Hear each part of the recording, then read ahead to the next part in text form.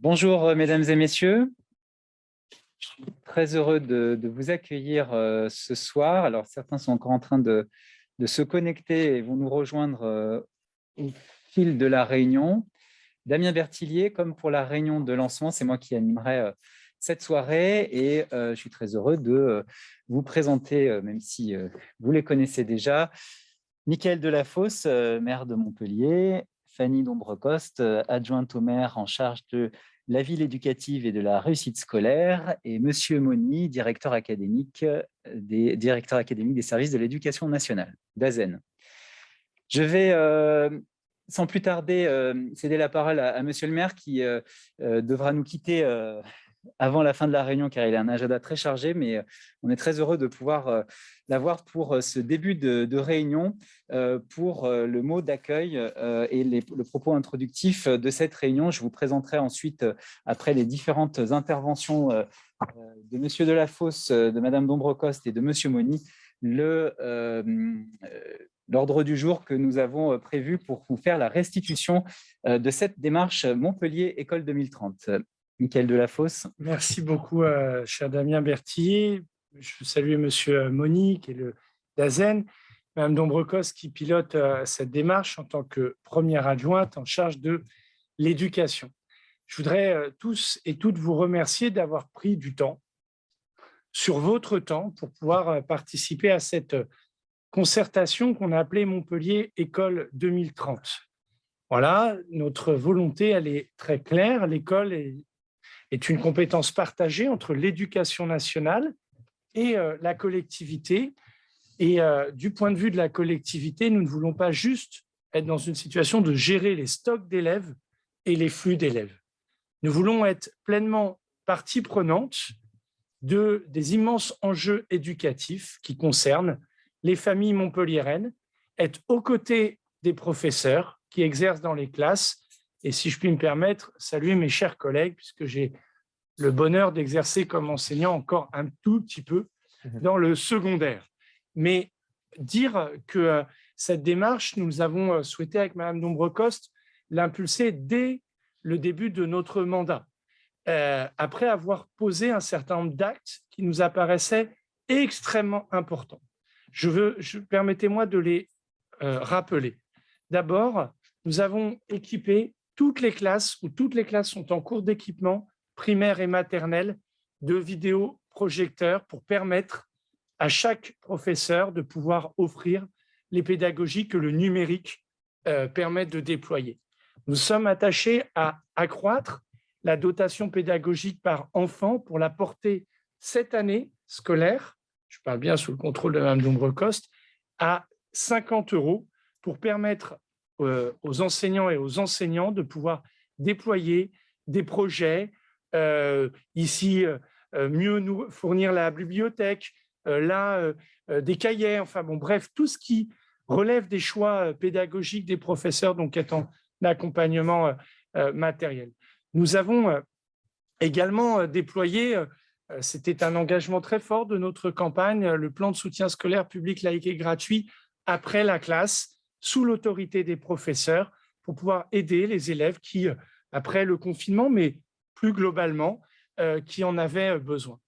Si nous sommes intervenus dans l'école, nous avons engagé dans l'architecture des écoles les premiers chantiers, les traditionnelles rénovations, les selfs, mais aussi la végétalisation des cours d'école, car l'héritage des années 70 des écoles pose la nécessité de faire différemment, et c'est souvent un objet d'innovation pédagogique pour les professeurs dont ils peuvent s'emparer. Puis nous avons travaillé sur l'extérieur de l'école, je veux insister là-dessus, avec des rues aux écoliers, avec les agents de protection des écoliers qui commencent à apparaître. Depuis cette rentrée, nous déployons progressivement ces dispositifs. Je vous dis ça pourquoi ? Non pas pour dire voilà, c'est bien, non, mais pour vous montrer que notre démarche en faveur des écoles primaires est une volonté de permettre à la fois dans le court terme, dans le moyen terme et de le long terme, de donner les moyens possibles aux professeurs de faire réussir les enfants. Alors, vous me direz, ce propos, il arrive dans la pire des périodes.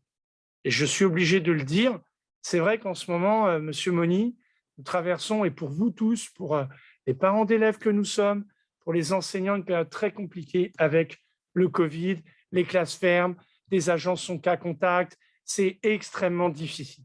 C'est extrêmement difficile et voilà, je peux mesurer pour certains l'exaspération, pour d'autres la lassitude. Entendez que pour nous, c'est très dur aussi à gérer. Je crois que là, c'est quasiment sans précédent. Il y a aussi une forme d'épuisement. Au début, tout le monde a donné le meilleur de lui-même, mais il y a un moment, on se demande si on va en voir la fin. Je ne vous cache pas qu'en tant que maire, je me pose maintenant cette question, parce que depuis le début de mon mandat, j'ai l'impression de non pas surfer sur des vagues, mais que collectivement, notre ville, comme dans d'autres territoires, on doit affronter la vague. Et c'est d'ailleurs pour cela que le 6 décembre, à la mairie, on va réouvrir le vaccinodrome pour accompagner au maximum la vaccination. Mais je sais que c'est difficile. Et cette concertation se déroule aussi dans ce contexte. Et ça pèse. Et ce contexte sanitaire rend les choses parfois très tendues. Et je pense ici aux professeurs ou aux parents, où parfois les enfants voilà, sont en tension, sont en difficulté à cause de la crise sanitaire. C'est connu. Et y compris, je veux témoigner avec la plus grande fermeté, la solidarité aux équipes qui ont eu affaire à des épreuves de violence, qui ne sont inadmissibles, inqualifiables, mais qui donc ne justifient d'aucune excuse. Je le dis très clairement. Mais on voit bien qu'en ce moment, on n'est pas dans une société au beurre du burn-out, mais en très grande tension. Et c'est dans ce contexte-là que malgré tout, parce que nous, il faut qu'on avance, on doit gérer la crise, mais on doit être dans une dynamique de projet. Nous avons lancé cette concertation École 2030, parce qu'il faut que pour les écoles de Montpellier, nous ayons une stratégie en partenariat avec l'Éducation nationale, avec la communauté éducative, avec des parents d'élèves qui ne demandent qu'à s'impliquer et il faut le recevoir comme une chance, avec des enfants qui ont des choses à nous dire sur l'école et c'est aussi la construction de leur propre citoyenneté qui est en jeu à travers cela.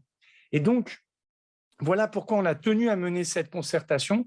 Hélas, c'est la visio, souvent, mais en même temps, le webinaire est devenu une forme qui a permis de nourrir, je parle là sous le contrôle de M. Berthier, des réflexions extrêmement intéressantes dont certaines vont être discutées, proposées. Mais le cap qui est le nôtre, en tout cas pour la mairie de Montpellier, c'est résolument de penser la ville à hauteur d'enfant. Si nous pensons la ville pour les enfants, nous la pensons pour tous. Et donc, leur sécurité aux abords des écoles, les conditions de leur réussite, leur rapport aux espaces publics sont des questions qui sont omniprésentes. De la même manière, leur rapport à la culture, au sport que nous pouvons offrir grâce aux infrastructures du territoire est une question essentielle. Et donc, évidemment, la démarche qui est la nôtre, c'est pas de dire, et on n'en a pas, c'est pas nous qui en avons la responsabilité sur les professeurs, mais c'est de donner aux professeurs tous les leviers pour agir sur le territoire, dans l'intérêt des enfants, dans une compréhension et un accompagnement des familles, dans un engagement des familles, chaque fois que cela est possible, parce que nous savons que l'implication dans la parentalité est aussi un facteur de réussite des enfants, et cela compte. Voilà les quelques mots que je voulais vous dire. Après, il y a beaucoup de choses qui sont sorties de la concertation, et moi, je forme un vœu comme maire, comme père, comme professeur et comme personnalité viscéralement attachée à l'école publique laïque, donc l'école de la République, c'est que notre engagement émancipateur pour les filles et les garçons que nous scolarisons à Montpellier soit au rendez-vous. Et je veux vraiment vous le dire, je sais que c'est pas simple en ce moment, mais notre volonté en termes de moyens, d'engagement et peut-être à travers mes propos veulent vous montrer que notre volonté, elle est totale. Nous sommes là en début de ce qu'on appelle notre mandat, mais ça, peu importe. Mais nous avons bien vocation à nous inscrire dans la durée, c'est-à-dire à l'horizon 2030, tout simplement pour que l'école telle que nous la connaissons aujourd'hui elle a des bases, elle a des fondations bien solides, mais nous puissions y apporter des contributions qui permettent aux enfants de pleinement s'épanouir et d'aller heureux à l'école, de créer tous les chemins de réussite et quand il y a des fragilités, de trouver tous les points d'appui pour être capable de les surmonter. Voilà, je vous remercie. Je ne pourrai pas rester. Je vous demande vraiment indulgence car l'emploi du temps de la crise Covid est compliqué pour moi. Et donc, merci à vous et merci de votre participation. Merci, monsieur le maire. Et effectivement, la ville à hauteur d'enfant a été une des préoccupations majeures de cette démarche. Fanny Dombrecoste. Merci. D'abord, je voudrais saluer toutes les personnes qui nous ont rejoints pour cette restitution, saluer ceux qui ont participé depuis le début à cette concertation, saluer aussi ceux qui sont venus nous nourrir et nous faire réfléchir lors des différents webinaires, mais aussi lors du tout début de cette concertation sur les maternelles. Et donc, je veux les saluer parce que j'ai vu que quelques-uns étaient présents et je les remercie de leur présence. Vous dire le plaisir qu'on a évidemment d'être ce soir au moment de la restitution, c'est une étape. C'est une étape qui va nous permettre derrière, et c'est ce à quoi je voulais rappeler, qui va nous permettre de travailler maintenant sur le fameux PEDT, le projet éducatif de territoire. Donc, la concertation École 2030 va en quelque sorte nourrir ce projet éducatif de territoire. C'est d'une certaine façon le socle de ce travail que nous allons maintenant commencer à construire avec l'ensemble de la communauté éducative. Donc, cette concertation prend fin, mais en fait, elle va se transformer puisque maintenant, on va enclencher l'étape d'après, qui est le PEDT. Bien évidemment, comme le maire l'a rappelé, à la fois nous nous inscrivons dans l'anticipation de ce que sera l'école demain, et c'est nécessaire parce qu'il y a le temps administratif, le temps des budgets, qui nécessite quand même de prévoir en amont et bien en amont certains engagements, et notamment quand on parle de végétalisation. Et donc, il est nécessaire à la fois de traiter du quotidien, et c'est ce que nous faisons, et soyez assurés que nous sommes mobilisés en permanence pour essayer de répondre aux enjeux, et particulièrement en ce moment avec l'enjeu du Covid. Et donc, au-delà du quotidien, bien sûr, il convient de s'inscrire dans l'avenir, il convient de s'inscrire dans les projets. Et c'est ce que nous allons faire ce soir. En tout cas, je vous remercie d'avoir participé. Je sais qu'il y a des propositions assez riches et je m'en réjouis tout à fait parce que derrière, évidemment, va dérouler le projet éducatif de territoire qui sera à la hauteur de notre ambition, construire une ville à hauteur d'enfant dans laquelle chaque enfant de Montpellier puisse s'inscrire dans un parcours scolaire sans rupture, sans difficulté et qui puisse lui permettre de rêver son avenir. Merci, Madame Dombrecoste. Monsieur Moni. Merci beaucoup, Madame Dombrecoste. Merci encore une fois de cette invitation. Je vais être assez court, simplement pour vous dire que nous sommes à la fin de la première étape. Et c'est une première étape ô combien importante dans la mesure où nous avons pu recueillir, vous avez pu recueillir un certain nombre de données sur lesquelles maintenant il va falloir s'appuyer pour pouvoir construire. Une démarche qui me semble est loin d'être anodine. Ce n'est pas tous les jours qu'on engage cette démarche avec une méthodologie de ce type-là. Et permettez-moi de vous dire que cette démarche est très intéressante dans la mesure où elle est une démarche de projection qui, au regard de la situation actuelle, est extrêmement importante puisque, effectivement, le quotidien nous écarte un peu parfois de nos missions premières. Et pour autant, cette démarche nous permet de garder et de conserver à l'esprit l'essentiel de notre action au quotidien, c'est-à-dire de pouvoir se projeter pour l'avenir des enfants et d'être accompagnant dans les pratiques et je dirais de l'ensemble de la communauté éducative. Elle est enthousiasmante également, en deuxième point, parce que elle dépasse un petit peu ce que l'on a peut-être parfois l'habitude de vivre, où on se répartit les rôles entre les collectivités, l'éducation nationale, les périmètres, ces choses-là. Et je crois que cette démarche veut mettre en conjonction les actions des uns et des autres, et c'est ça qui est enthousiasmant, parce que effectivement la réussite éducative au sens large du terme, déjà elle concerne beaucoup d'acteurs, pas seulement les enseignants, beaucoup d'acteurs, et le fait de mettre en conjonction notre démarche et notre action fait que on va mettre en synergie ce qui relève des conditions souvent externes aux apprentissages.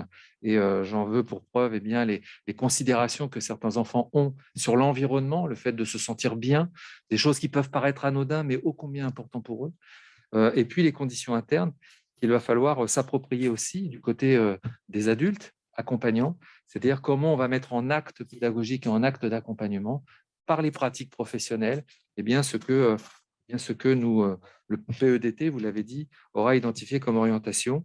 Bien évidemment, tout cela, et j'appuie votre propos, Madame Dambrocos, sur le fait que quand bien même le PEDT sorte demain à l'étape 2 ou 3 du process, eh bien, on rentrera dans une forme de progressivité, pour vous d'ailleurs, budgétairement, pour la mise en place, mais aussi pour nous, dans le mécanisme d'appropriation des choses et des lieux.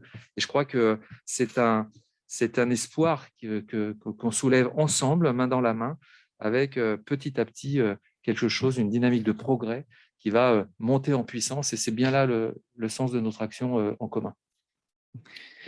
Merci beaucoup, monsieur le directeur académique.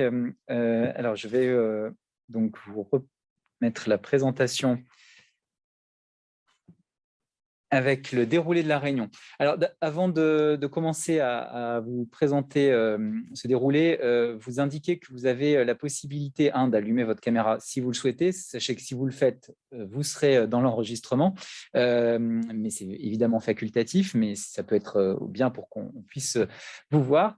Et surtout de renseigner votre nom si ce n'est pas fait, puisqu'on a quelques Huawei, iPhone et autres, et ça ne nous permet pas toujours de savoir qui est là.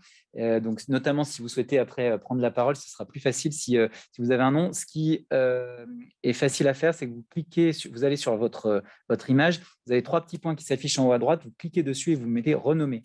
Voilà, et vous pouvez vous renommer. Un petit mot quand même sur le vocabulaire employé pour les personnes qui, ici, je pense notamment aux parents d'élèves, ne connaissent pas forcément toute la terminologie, le projet éducatif territorial, le PEDT.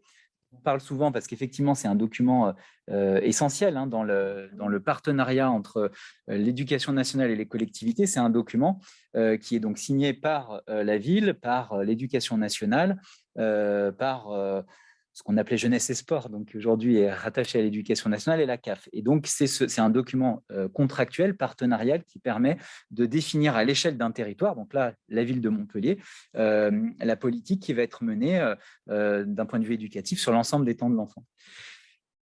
Ceci étant précisé, donc je vais vous refaire très rapidement la présentation de la concertation, parce que vous avez sans doute pu la suivre, et vous pouvez retrouver aussi tous les éléments de cette concertation sur la plateforme qui est très bien faite de la ville de Montpellier, la plateforme contributive qui est participer.montpellier.fr, participer.montpellier.fr, où vous retrouverez justement tout ce que nous avons déjà vu. Vous verrez également, je dirais tout à l'heure, les rediffusions des webinaires. Enfin voilà, n'hésitez pas à lire aussi les contributions des différents participants, parce que c'est assez intéressant.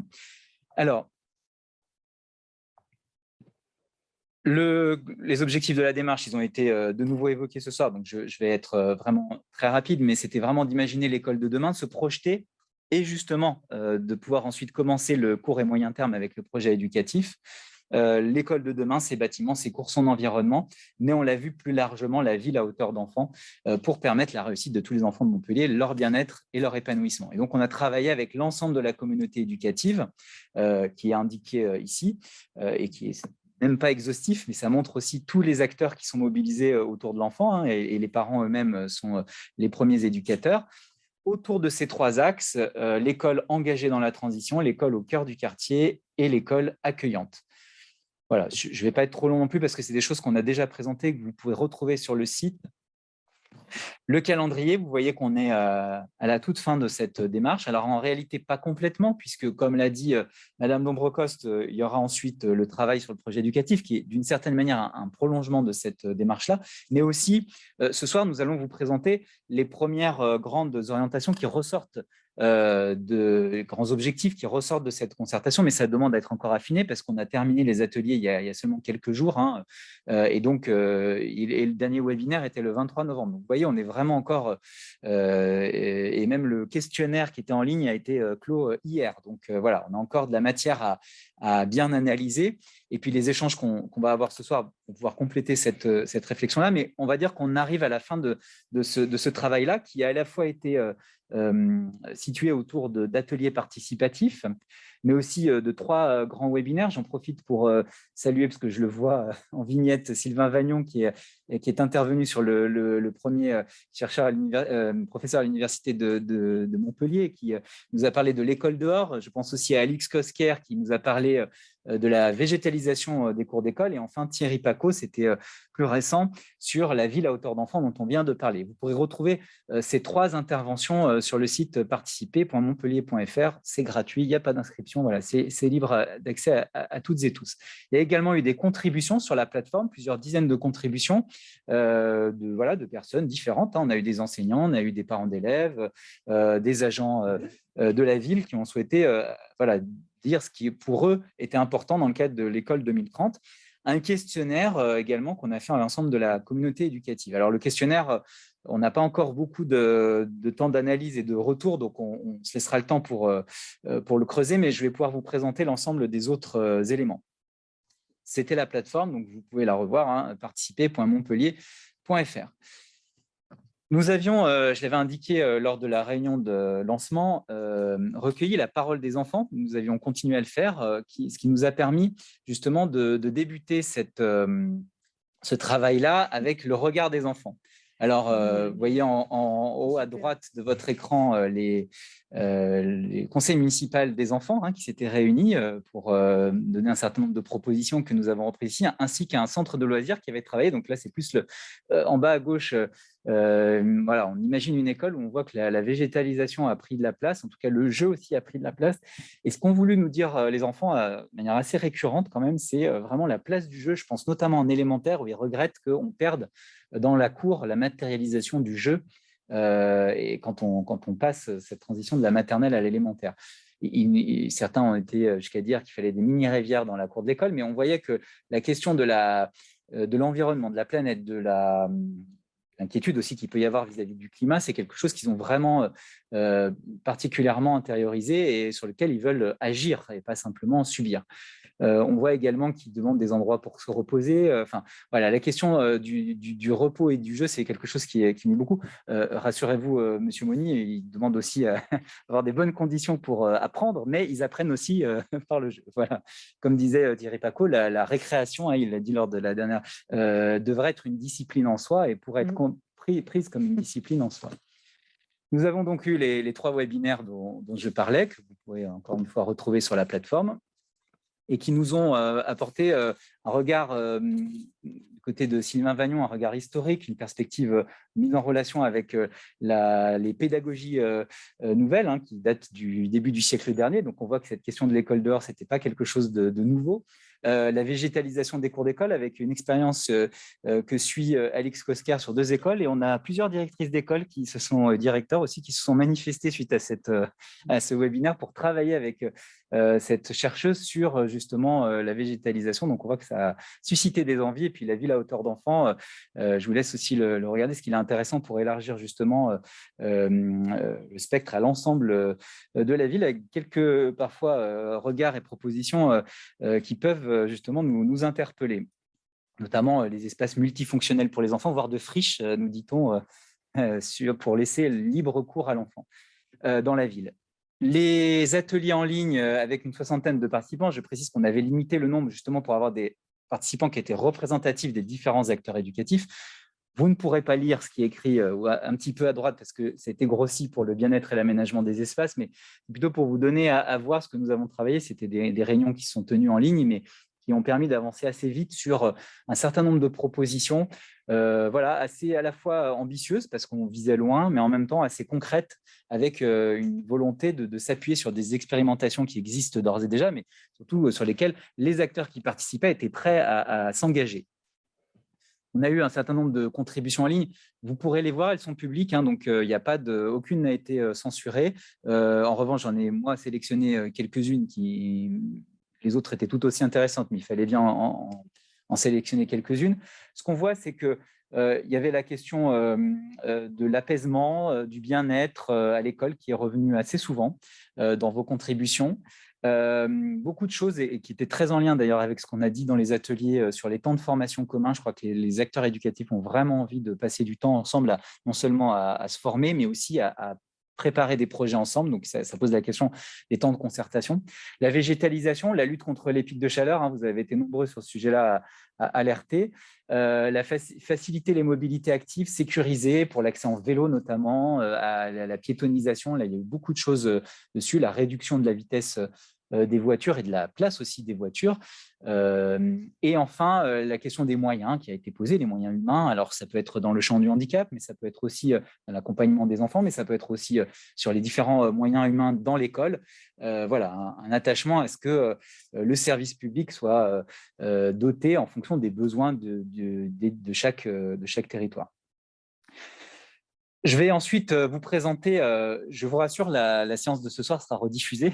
Vous pourrez avoir le temps de reprendre ces éléments-là. Et comme je l'ai indiqué, des éléments plus précis seront communiqués au début de l'année 2022, hein, quand on aura bien consolidé les choses. Mais voilà les grandes lignes sur chacun des 3 axes qui ressortent. Alors, je tiens d'ores et déjà à m'excuser auprès des participants parce que forcément, c'est une sélection qui a été faite, on n'a pas pu tout indiquer.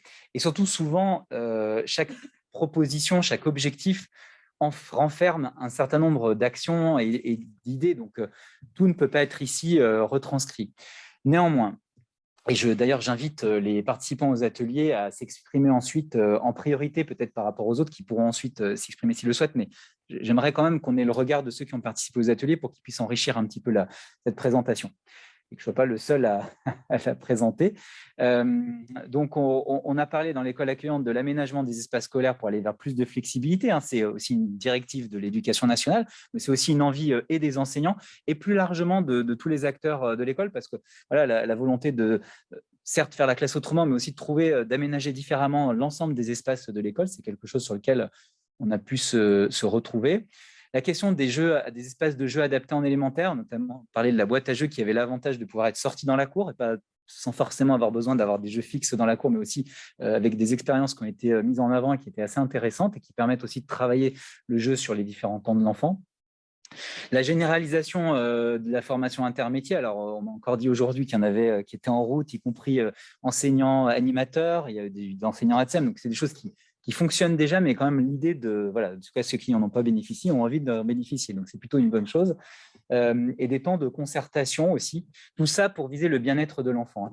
Alors, le handicap, la prise en charge du handicap, la prise en charge individualisée du handicap est revenue souvent à la fois à travers le bien-être, mais aussi on va y venir tout à l'heure sur le parcours de l'enfant.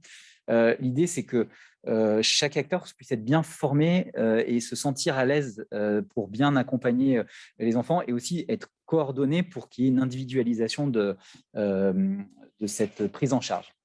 La question des toilettes qui est revenue souvent, mais dans l'idée de l'aborder de manière globale. Ce n'est pas simplement de dire il faut refaire les toilettes parce que ça, la collectivité le sait déjà, elle le fait. Il y a sans doute des choses à faire encore, mais c'est vraiment être sur un référentiel bien-être qui intègre la dimension éducative aussi de l'usage des toilettes, qui est aussi importante que les toilettes en elles-mêmes, ainsi qu'évidemment les protocoles d'entretien, mais tout ça est un ensemble.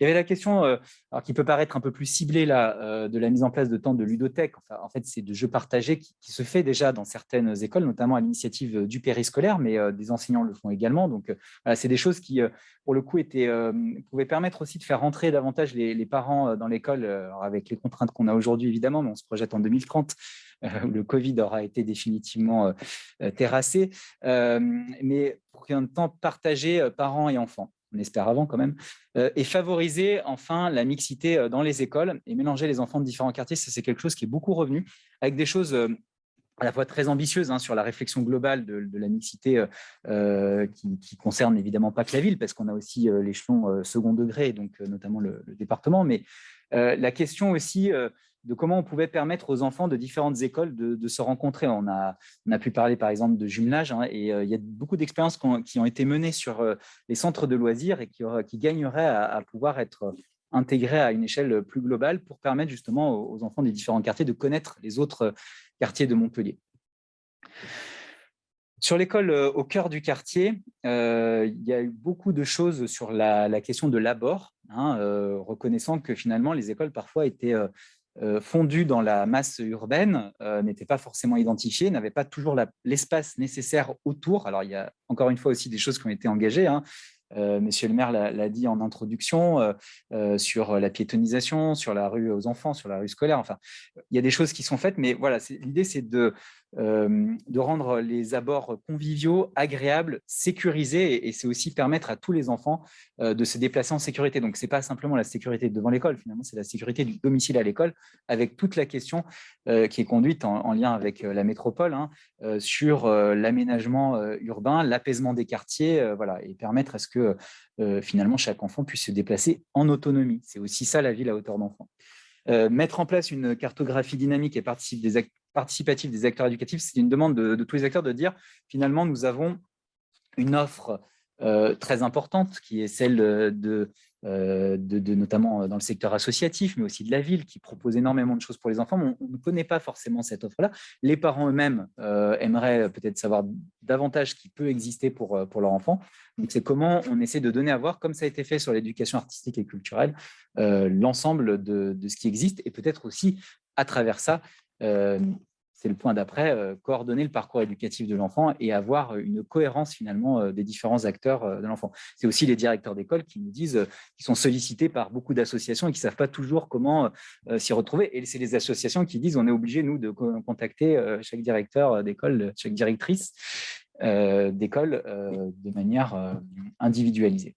C'est enfin donner l'envie d'apprendre. Alors, on s'est appuyé sur, je salue aussi Jean-Pierre Fay que je vois. Alors, je suis désolé, j'en vois que quelques-uns pour le moment. Donc, je crois qu'il nous dira quelques mots tout à l'heure sur quelque chose qui est conduit sur le quartier Croix d'Argent. Mais donner l'envie d'apprendre, c'est aussi permettre aux enfants qui sont parfois plus distants des apprentissages de pouvoir, à travers aussi les activités de loisirs, s'inscrire en cours d'année, pouvoir essayer d'être intégrés, compris quand ils ne sont pas sur un niveau de compétition, leur redonner à travers toute cette proposition, l'école, mais aussi en dehors de l'école, cette envie d'apprendre.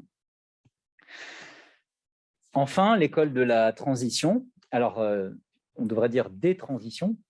Ce sont à la fois les transitions numériques, alors avec une volonté d'aller davantage dans l'éducation au numérique pour mieux prendre en compte la question des enjeux de l'identité numérique des enfants. On pense évidemment aux réseaux sociaux, même s'ils ne sont pas censés être immédiatement concernés à l'école, ils le sont de plus en plus. En tout cas, il faut qu'ils aient ces enjeux-là en tête, qu'ils maîtrisent les outils et qu'il y ait finalement un continuum éducatif entre l'école et ce qu'on peut trouver dans les accueils de loisirs sur cette éducation numérique, notamment aussi la question de la programmation. Voilà, des choses sur lesquelles on pourrait avancer à travers ces objectifs-là. Prendre en compte la parole des enfants sur l'aménagement et le projet éducatif, je crois qu'on peut dire que c'est déjà en partie fait, puisque la concertation a démontré qu'on prenait avant toute chose la parole des enfants en compte.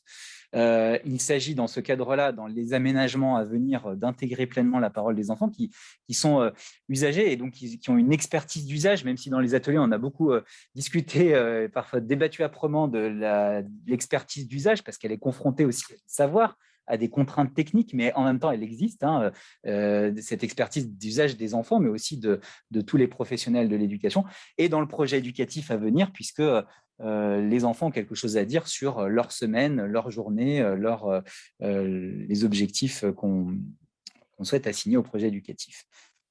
Et enfin, sur la transition écologique, rendre les écoles résilientes au changement climatique, c'est à la fois végétaliser les cours d'école, ça a été indiqué en introduction, c'est quelque chose qui est engagé, mais c'est aller beaucoup plus loin dans la généralisation, et déborder aussi de l'école sur la ville et faire en sorte que, alors peut-être ça passera un jour, on parle de 2030, par des questions sur les horaires aussi, dans des périodes de forte chaleur. Enfin voilà, il y avait vraiment cette préoccupation-là dont on sent qu'elle est quand même celle de beaucoup de personnes dans la communauté éducative. Et c'est bien normal. Et enfin, faire la ville à hauteur d'enfant, c'est, comme on l'a déjà dit, mais c'est l'objectif que l'école puisse aussi ne soit pas que le lieu de l'enfant, mais que l'ensemble de la ville soit un lieu de l'enfant, que l'école puisse aussi aller dehors, la classe dehors, et qu'on puisse pleinement aller sur une ville où l'enfant a sa place, ou comme disait Thierry Paco, on regarde la ville à hauteur de 1,20 m. Voilà, c'est la hauteur moyenne d'un enfant de 9 ans, je crois. Voilà pour cette présentation. Et comme je ne veux pas être beaucoup plus long parce que je l'ai déjà été un peu, je voulais vous donner la parole. Peut-être, Monsieur Moni, si vous avez une réaction, ou Madame Dombrecoste, vous pouvez d'ores et déjà la prendre, si vous préférez qu'on laisse la parole au public. Et puis voilà. Alors, je vous demande pour prendre la parole, il y a un petit outil dans les réactions qui s'appelle « Lever la main ». Donc, vous appuyez sur « Lever la main ». Et on va vous identifier tout de suite. Ensuite, on vous donnera la parole. Vous ne pouvez pas activer votre micro sans qu'on vous l'ait donné. Donc, on va vous demander d'allumer votre micro à ce moment-là. Et là, vous pourrez parler. Je demande en priorité à celles et ceux qui ont participé aux ateliers, peut-être de nous faire un retour complémentaire, de nous indiquer ce qu'ils ont, voilà, si on est dans ce qu'on s'est dit déjà. Et puis, si vous voulez peut-être aussi enrichir un petit peu de vos propres expériences et de votre propre regard. Allez, c'est toujours la première. Oui, je vais enlever le PowerPoint. Voilà. Alors, écoutez, on a un premier. Alors, je ne sais pas si vous avez participé aux ateliers. Comme Destin Montpellier 1, est-ce que vous voulez prendre la parole?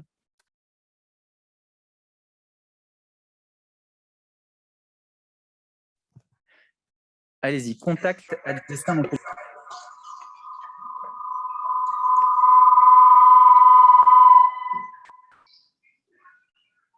Est-ce que vous nous entendez?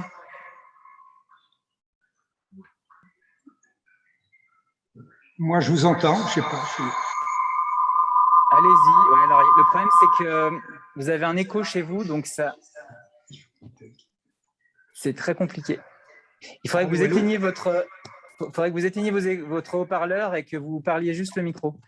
Maintenez juste le micro. Je ne sais pas si vous pouvez. Baissez votre son. Allô, allô?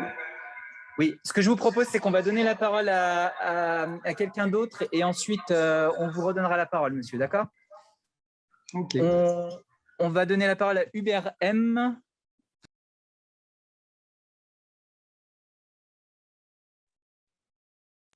Allez-y, monsieur. Voilà, j'ai activé le micro, c'est bon?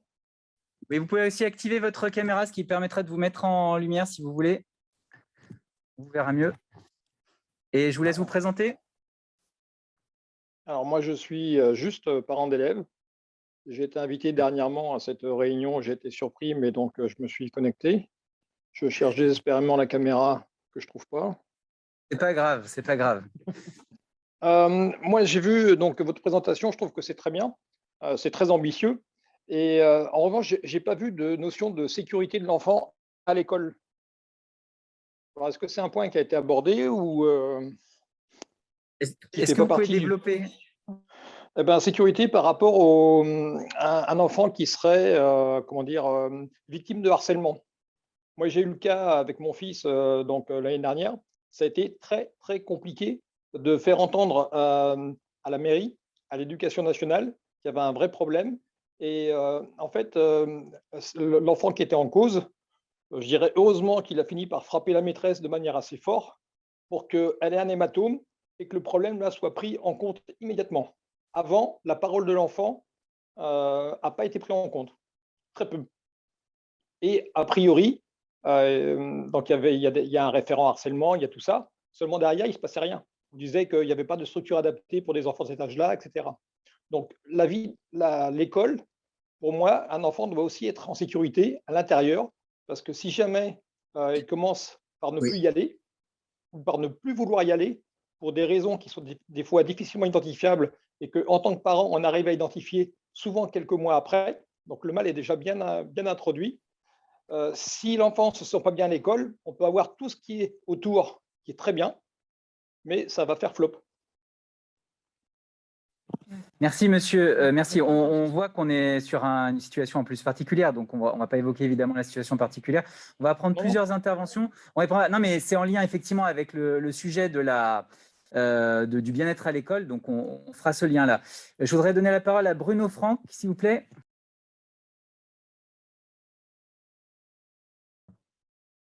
Bonjour, vous m'entendez? Oui, oui, on vous entend. Allez-y, monsieur Franck. Je vous laisse vous présenter, puis votre association également pour. Donc, je suis directeur du CPU APU à Montpellier. On est impliqué sur un certain nombre des projets autour de la transition écologique, puisqu'on est à la fois sur l'accompagnement pédagogique de la végétalisation des cours d'école, sur des questions de pédibus, et puis sur d'autres questions relatives à l'éducation environnement, l'école du dehors et des choses de cet ordre-là. Je me suis tout à fait retrouvé dans ce qui a été présenté, mais ce que je trouve super intéressant, c'est la question de la transversalité. C'est-à-dire que je me suis retrouvé aussi dans d'autres ateliers sur d'autres thématiques auxquels je n'ai pas participé, mais dans lesquels je trouve que la question transversale autour de la place de l'enfant, autour de la relation à l'extérieur, se retrouve complètement. Et puis juste insister en 2 mots sur le fait qu'effectivement, la question de la transition écologique et de la transition aussi démocratique, parce qu'elle se retrouve tout à fait dans les projets qu'on mène, elle va au-delà de la question du climat. C'est-à-dire qu'on est très attaché à la question du climat, mais on ne voudrait pas que la question climatique ne phagocyte la totalité de la question environnementale.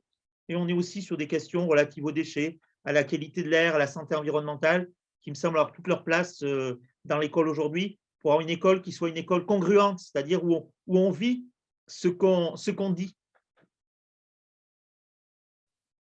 Merci beaucoup, monsieur Franck. Je pense que c'est en tout cas, votre intervention en termes de temps de parole était un exemple pour les autres à suivre. Donc, je vous remercie.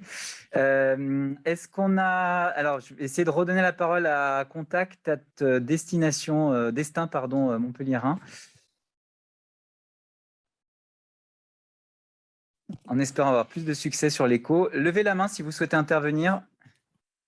Sinon, je vais donner donner la parole à certaines personnes que j'ai identifiées qui ont participé aux ateliers. Contact, est-ce que vous nous entendez?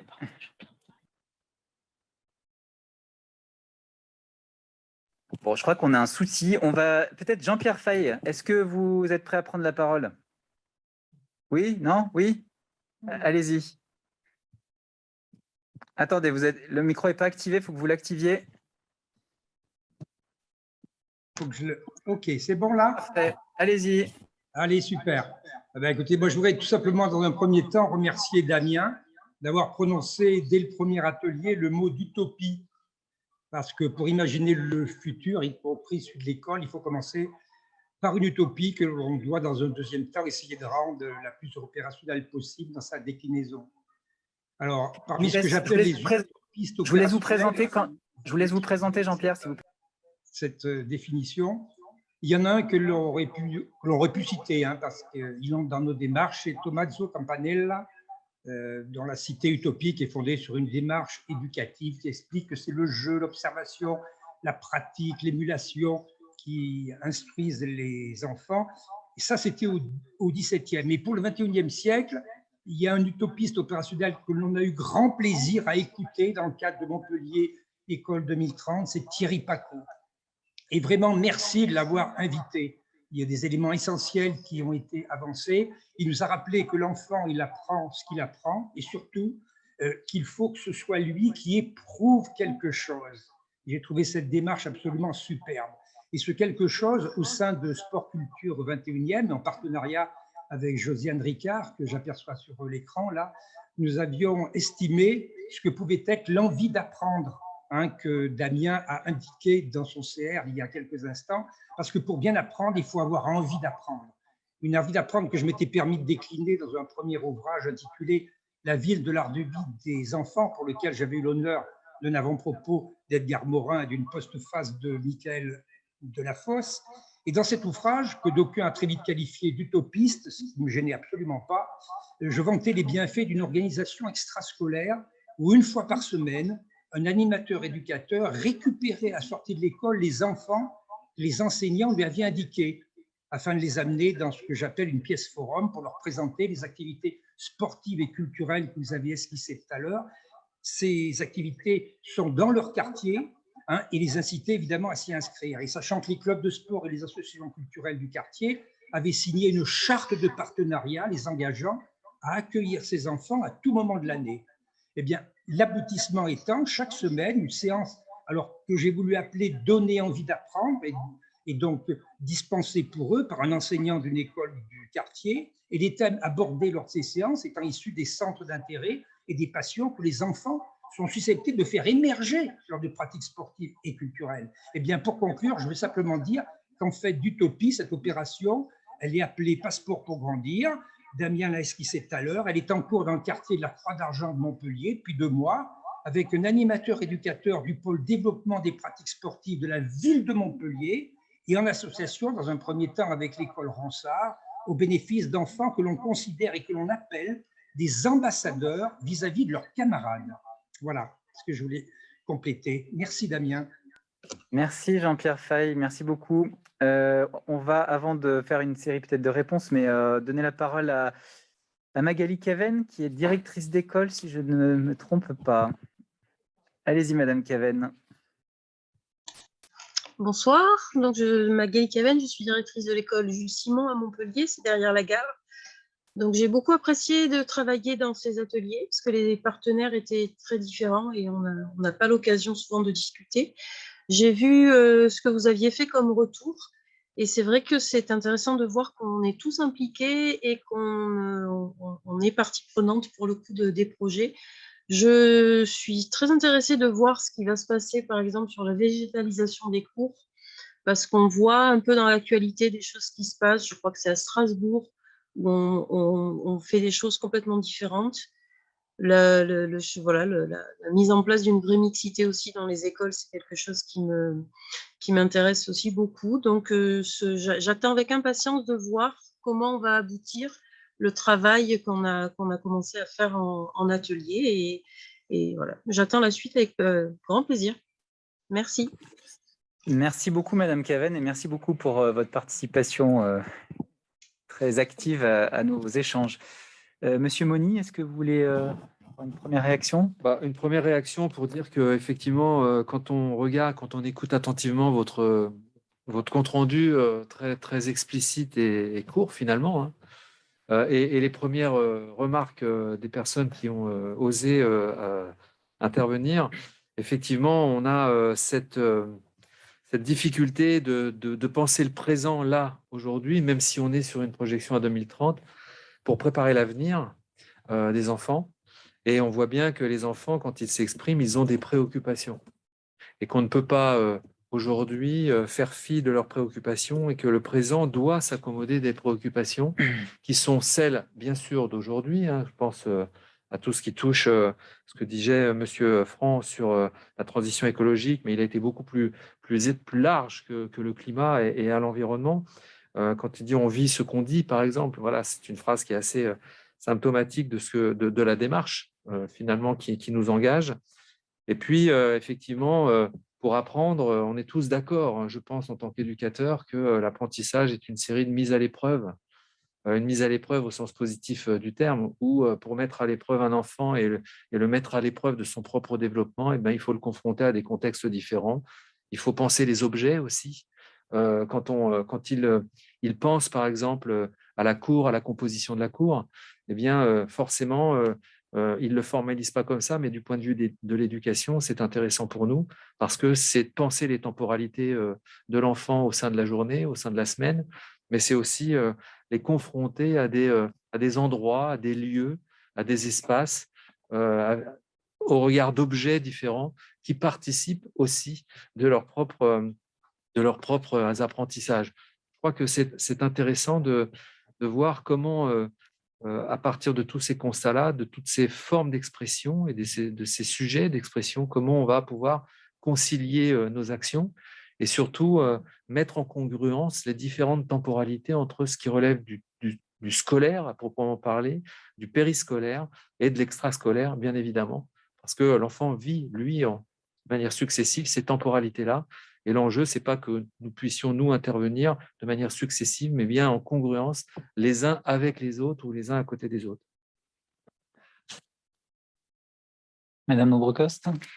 Oui, moi, j'aurais juste répondre sur 2 points. D'abord, je voudrais dire que je suis ravie d'entendre des participants des ateliers dire qu'ils se sont régalés. Parce qu'à partir du moment où vous êtes régalés, forcément, c'est très stimulant et c'est stimulant pour tout le monde. Et c'est stimulant forcément donc dans l'intérêt des enfants. Alors ça, c'était la première chose que je voulais dire. Je voudrais répondre au monsieur qui s'est exprimé sur et qui a évoqué la question du harcèlement, parce que vous dire, monsieur, que nous savons la douleur que représente le harcèlement pour un enfant. Nous savons les difficultés que ça occasionne et surtout, nous savons aussi les conséquences que ça peut avoir dans le parcours scolaire d'un enfant, dans la durée. Et donc, la nécessité pour nous tous, que ce soit l'éducation nationale ou ville, de prendre en considération ces souffrances et les repérer le plus tôt possible. Donc, simplement pour vous dire, monsieur, que nous avons, à la ville de Montpellier, décidé de mettre une élue en charge de cette question. Donc, il s'agit de Madame Françoise Boutet-Weiss, qui est en train de travailler sur la question. Elle a pris du temps pour questionner les dispositifs existants, pour voir ce qu'on pourrait, nous, apporter pour venir répondre encore mieux à cette problématique que nous prenons très, très au sérieux. Donc, probablement dans les semaines à venir ou dans les mois à venir, seront faites des propositions qui iront dans ce sens et je voulais ainsi vous donner cette information. Sur la végétalisation des cours, simplement dire que je me réjouis, moi, évidemment, parce que depuis le début, je le dis, je rêve qu'on fasse des cabanes dans les cours d'école, parce que je pense qu'un enfant a besoin dans son temps d'apprentissage qui est aussi le temps de la cour. C'est l'apprentissage de la vie avec les autres, c'est l'apprentissage de la biodiversité, c'est l'apprentissage de l'autonomie. Et pour cela, il faut que l'enfant ait des espaces de liberté et que la cour puisse être aussi des espaces de liberté. Et donc, on a essayé de mettre en œuvre cela par le projet des CMEA, des terrains d'aventure au bas de la tour Saint-Martin l'été dernier. Nous allons le renouveler probablement l'été prochain. C'est une expérimentation. Et vous dire aussi, et donc qui va dans ce sens-là, vous dire simplement que la végétalisation des cours, on a expérimenté cette année quelques exemples dans certaines écoles parce qu'on voulait aller vite. Mais clairement, on est très attaché effectivement au travail de recherche qui peut être fait pour aller encore plus loin sur la conception de ces cours végétalisés. Et puis encore une fois, je pense qu'il est absolument indispensable que ces cours végétalisés s'inscrivent dans chaque école, ça doit être différent. Il ne s'agit pas d'avoir un référentiel qu'on duplique dans toutes les écoles. Il y a nécessité de s'adapter aux écoles, à la communauté éducative et au désir de ceux qui y vivent. Donc voilà, simplement pour dire que la végétalisation, c'est une longue aventure qui démarre et qu'on n'en est qu'au début. On a expérimenté des choses, on va continuer à expérimenter et sans doute qu'on aura quelques belles réussites et quelques belles surprises à vivre et à construire ensemble. Merci Fanny Dombrecoste. Je vois que Madame Ramoun de l'association Sève, qui a participé aux ateliers également, a levé la main. Est-ce que vous voulez prendre la parole ? Bonjour, excusez-moi, merci de me donner la parole, Damien. Je suis dehors, je suis la conversation de dehors, donc du coup, j'ai un souci d'accès à ma caméra puisque c'est sur mon téléphone portable. J'en suis désolée. Pas de souci. Ouais, allez-y. Merci. Je voulais simplement dire que j'ai beaucoup apprécié de travailler justement avec l'ensemble des acteurs éducatifs justement lors des différents ateliers. Les idées étaient riches, les rêves aussi. Et je suis très curieuse de voir justement comment cela va pouvoir se concrétiser dans le cadre du projet éducatif de territoire, sachant que du coup, l'association Sève rejoint un peu ce qui a été dit par d'autres intervenants, formule ce vœu que les enfants puissent grandir en discernement et en humanité, et à la fois en se connaissant eux-mêmes, et du coup, en étant attentifs à l'autre, à ce qui les entoure, que ce soit l'environnement, l'autre dans sa différence, l'autre dans sa richesse. Et donc, c'est ce qu'on vise avec les ateliers philo. Et c'est pour ça que dans le bien-être, on avait suggéré des pratiques de l'attention, par exemple, qui permettent de se centrer et de se connaître avant de commencer un débat philo, par exemple. Donc, voilà, il y avait des choses très concrètes qui ont émergé quand on a essayé de voir comment le rêve pouvait se concrétiser dans la réalité. Voilà. Merci beaucoup. Merci beaucoup à vous. Merci également pour votre participation aux ateliers. Est-ce que quelqu'un d'autre souhaite s'exprimer? Je voyais par exemple Josiane Ricard qui a été citée tout à l'heure, peut-être qu'on peut lui donner la parole. Christophe Sauveur.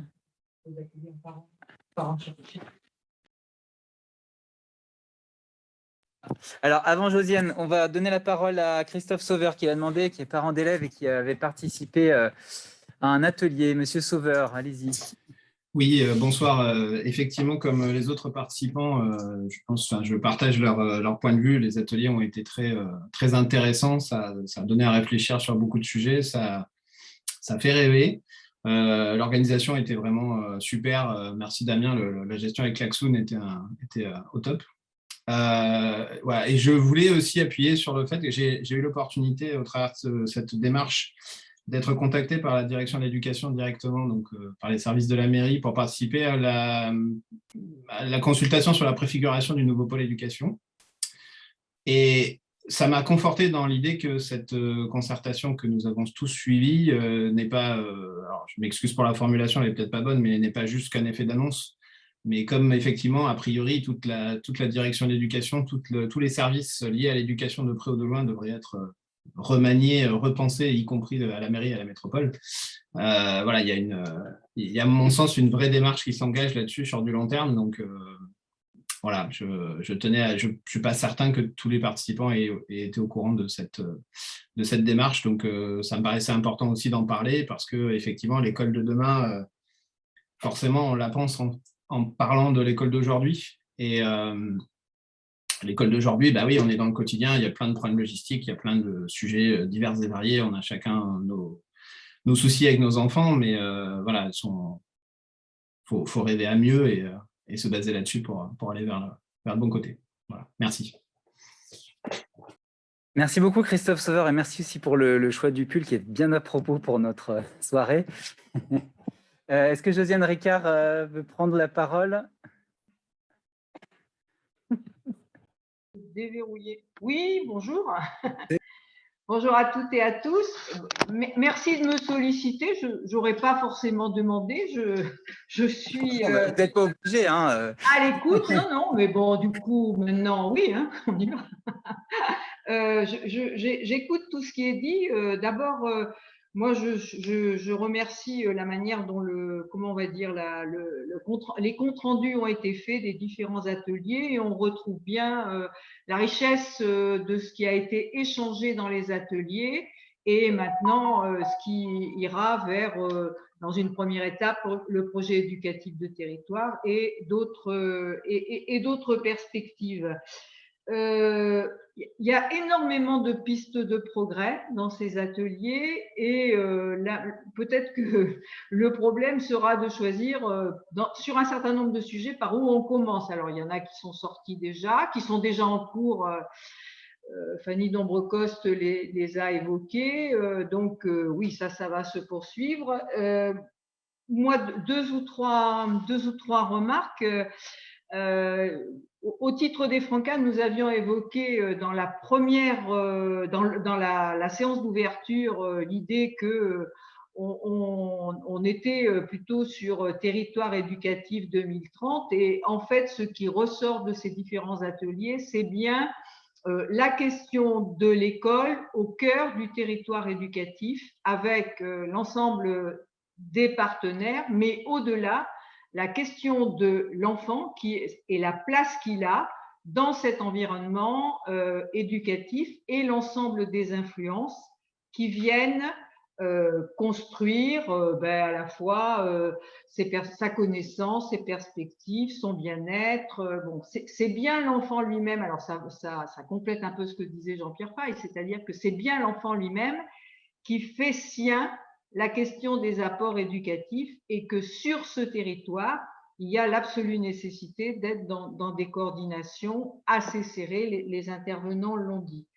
Des enjeux importants qui ont été évoqués par Michael Delafosse au départ, mais sur lesquels moi je veux revenir. L'école et l'éducation, c'est vraiment des questions de citoyenneté. C'est des questions de citoyens, d'ailleurs, nous y sommes. Et il faut que nous convainquions l'ensemble des gens que nous croisions que ce ne sont pas que des questions d'enseignement, que l'école n'est pas qu'une question d'enseignement. La question de l'éducation est plus large que ça. Donc, Ça, et puis la question de laïcité, évoquée par Michael tout à fait au début. Dans les ateliers, il a été évoqué la question des rencontres entre les écoles. J'ai même entendu une intervenante qui a dit il n'est pas question, enfin, on pourrait avoir des jumelages entre écoles de Montpellier, par exemple, pour mieux connaître son territoire, mieux connaître d'autres quartiers, d'autres enfants. Moi, j'ai trouvé cette proposition tout à fait intéressante. La correspondance scolaire n'a pas besoin de se faire à des milliers de kilomètres. Je pense qu'on peut là développer des projets tout à fait intéressants. Dernier élément sur lequel que j'ai retrouvé dans le rapport, c'est celui de la parole donnée aux enfants, et effectivement que dans cette perspective de l'école 2030, du territoire éducatif 2030 et même déjà du PEDT, on imagine les modalités selon lesquelles nous pourrons entendre, écouter, donner la parole, permettre d'échanger, permettre de se situer dans son environnement, dans une école à hauteur d'enfant. Merci Josiane Ricard. Je n'étais pas très inquiet quant au fait que vous auriez beaucoup de choses à dire. Je vous remercie pour votre intervention. Non, mais beaucoup de choses intéressantes à dire. Est-ce que nous avons d'autres demandes d'intervention? Parce qu'on va s'acheminer vers la fin de notre... on avait notre première intervenant tout à l'heure, Contact. Là, je voudrais lui permettre de parler s'il y arrive. Il y a Madame Caven qui a redemandé ensuite la parole. Si vous voulez, je vous propose de prendre des dernières interventions. Bon, je pense qu'on n'aura pas Contact ce soir, mais Madame Caven va peut-être pouvoir... Allez-y, Madame. C'est une idée qui me vient comme ça, c'est que je me dis, il y a beaucoup de choses dans chaque école qui se font, des projets, il y a des écoles qui jardinent, il y a des écoles qui ont manifestement des poulaillers. Nous, on a des jeux. Il se passe des tas de choses dans les écoles, mais en fait, on n'a pas le temps on n'a pas de moyens de communiquer pour savoir ce que font les autres. On en parle quand on se rencontre de façon un peu, un pot de départ, quelque chose comme ça. Et je me disais que peut-être on pourrait envisager avec le service presse de la mairie, par exemple, de mettre en valeur ces projets-là pour que chaque école puisse en avoir connaissance et qu'ensuite, entre enseignants, si on voit un projet qui nous intéresse, que peut-être l'éducation nationale pourrait permettre qu'on soit remplacé pour aller voir sur place un projet qui nous a particulièrement intéressés et mettre en place et ne pas tout réinventer à chaque fois, alors qu'il y a des collègues qui ont déjà mis en place des choses super et il suffirait juste qu'on s'approprie un petit peu leur travail et on irait peut-être plus vite. Voilà.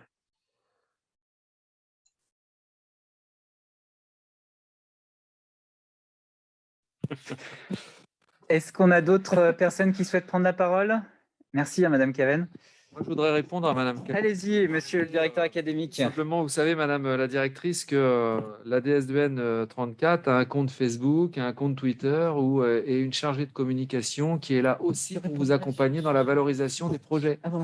En termes de communication, c'est quelque chose qu'on fait régulièrement. Il y a un dossier de rentrée depuis 3 ans qui existe et qui est communiqué et qui se fait fort, je dirais, de mettre le focus sur des actions qui doivent être communiquées, parce que nous savons que, et vous avez raison, il y a beaucoup de choses qui se font au sein des écoles, des collèges et des lycées. Beaucoup, énormément de choses que nous ne connaissons pas forcément. Et l'idée de connaître n'est pas forcément, n'a aucune vocation à contrôler. L'idée de connaître, c'est justement pour nous aider à valoriser. Parce que pour valoriser, il faut faire connaître aussi ce que l'on fait. Et donc, nous, on est disposés à la DS2N pour, via vos inspecteurs, vos inspectrices, les conseillers pédagogiques, pour justement mettre en lumière, mettre au jour des projets, des pratiques qui peuvent être très, très intéressantes en termes d'accompagnement des enfants. Donc, nous sommes tout à fait à l'écoute des pratiques professionnelles.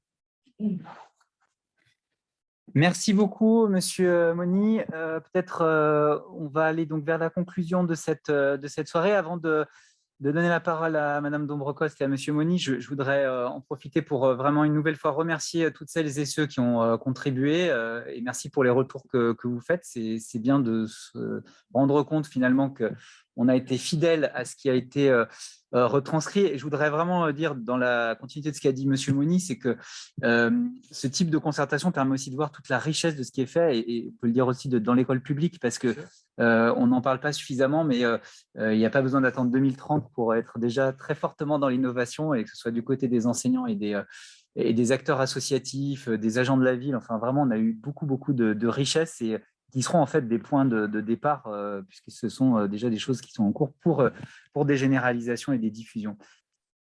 Madame Dombrecoste, Monsieur Moni, je vous laisse conclure. Simplement, très rapidement, pour dire qu'effectivement, les échanges qui ont eu lieu là démontrent, et c'est très bien, déjà le plaisir que les uns et les autres vous avez éprouvé à pouvoir participer à ces ateliers et vous avez pointé la richesse des propositions. Je crois qu'il n'y avait pas d'inquiétude de part et d'autre pour être confronté ou recueillir une richesse de propositions, même d'ailleurs. M. Fay avait parlé d'utopie au début de son propos, même les plus utopiques, d'ailleurs, j'ai envie de dire. On avait dit en amorce, on se rappelle, Madame Dombrecoste, qu'on ne s'interdisait surtout pas de rêver. Pour faire rêver les élèves, eh bien, il faut rêver soi-même aussi en termes d'accompagnement.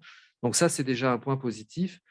Je crois que maintenant, muni et équipé de toutes ces données-là, je crois que le travail de formalisation, de choix aussi, je ne sais plus quel intervenant, je crois que c'est Madame Ricard qui a posé la problématique du choix qu'il faudra effectuer, parce que tout sera difficile à faire, je dirais, surtout si on est préoccupé dans un projet éducatif de territoire par sa cohérence des actions et le sens que l'on donne à la notion d'accompagnement. Donc, je crois que ce qui reste à faire est encore riche aussi d'enseignement et d'échanges. Je crois que maintenant, eh bien, il va falloir mettre en œuvre des choses pour l'avenir et nous y contribuerons avec grand plaisir. Je voudrais, avant de conclure, pour ma part, je voudrais relever 2 points qui ont été évoqués à la fin des interventions. La première par l'association SEV, que je partage totalement, puisque donner aux enfants la capacité de développer leurs compétences, ce qu'on appelle les compétences psychosociales, est indispensable pour évidemment mieux accepter l'autre, comprendre l'autre dans sa différence, vivre en commun, vivre dans une société diverse.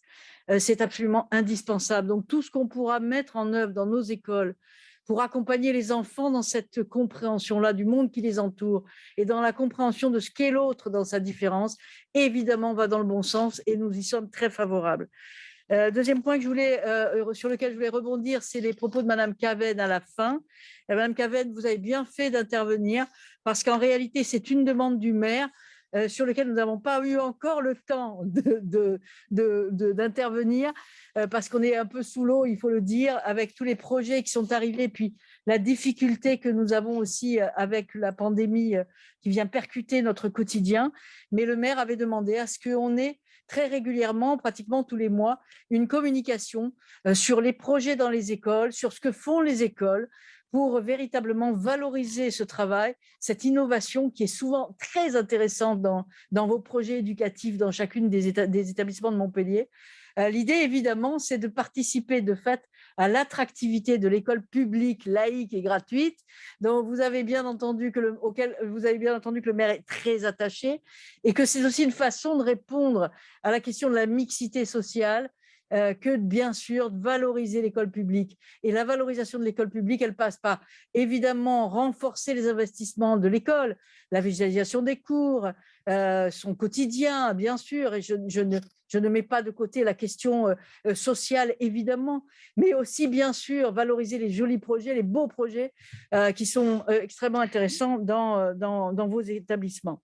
Je terminerai simplement pour dire que en réalité, ce que j'ai entendu du plaisir que vous avez exprimé, je le partage parce que tout le monde a parlé de coordination des acteurs, de mieux travailler ensemble. Mais oui, cette transversalité qui est si difficile à mettre en œuvre, mais elle est essentielle. Elle est essentielle dans nos relations avec l'éducation nationale parce qu'on est forcément embarqué dans la même aventure.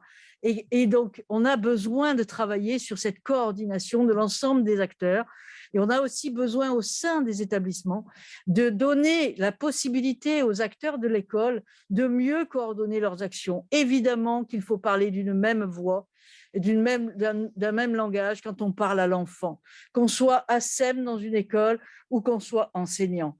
Et donc, évidemment qu'il y a là un vrai travail à faire pour accompagner, former, apporter des formations, apporter des temps de travail communs pour que cette coordination se fasse dans l'intérêt de l'enfant et dans l'intérêt de son parcours scolaire.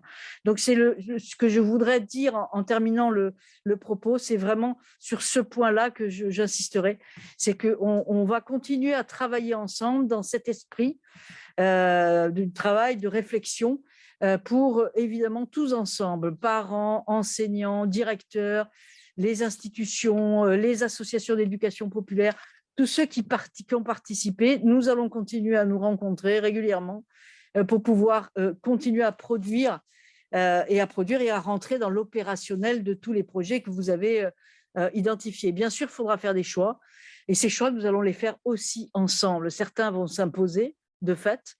Quand on parle de rafraîchissement des cours, forcément, ça va s'imposer à nous, mais d'autres vont être aussi importants à soutenir. Je pense à la question des toilettes. C'est sûr que ça peut paraître bizarre de terminer là-dessus, mais je crois quand même que pour les filles, la question des toilettes et des sanitaires dans les écoles est un sujet éminemment important. Alors oui, peut-être qu'il faut encore aller plus loin dans la réflexion menée sur ce sujet, qui est un sujet qui évidemment touche au bien-être des enfants et qui dit bien-être, dit parcours scolaire de qualité. Donc voilà, merci en tout cas à vous tous d'avoir participé à ce beau moment d'échange. On a maintenant une mallette pleine de projets, il va falloir le rentrer dans l'opérationnel, ça va être notre travail et le travail de la direction de l'éducation qui est juste derrière nous et que j'en profite pour saluer, comme je salue l'ensemble des agents qui nous ont rejoints pendant cet échange, cette rencontre. Je sais la difficulté qu'il y a aujourd'hui dans le quotidien des écoles, donc je veux les remercier de leur engagement, de leur présence aux côtés des enseignants, dans leur présence aux côtés des enfants, parce qu'on est obligé de faire bloc face à une situation de pandémie qui bien évidemment vient complexifier notre quotidien. Merci à vous tous et puis dans l'intérêt des enfants, c'est à eux que je m'adresse à la fin pour leur dire, écoutez, votre parole et votre parole désormais va être écoutée le plus possible pour vous rendre véritablement les acteurs de votre parcours scolaire. Et donc, nous, les adultes, on va essayer d'améliorer notre fonctionnement collectif et de renforcer nos coopérations, de renforcer la transversalité pour rendre votre quotidien dans les écoles plus facile, plus bienveillant, plus accueillant. Merci à vous tous. Merci beaucoup à toutes et tous. Je vous ai remis le lien participer.montpellier.fr où vous aurez plus tard la retransmission de cette soirée et vous aurez tous les éléments de la concertation. Bonne soirée à toutes et tous. Merci Monsieur Moni, merci Madame Lombrecos. Merci.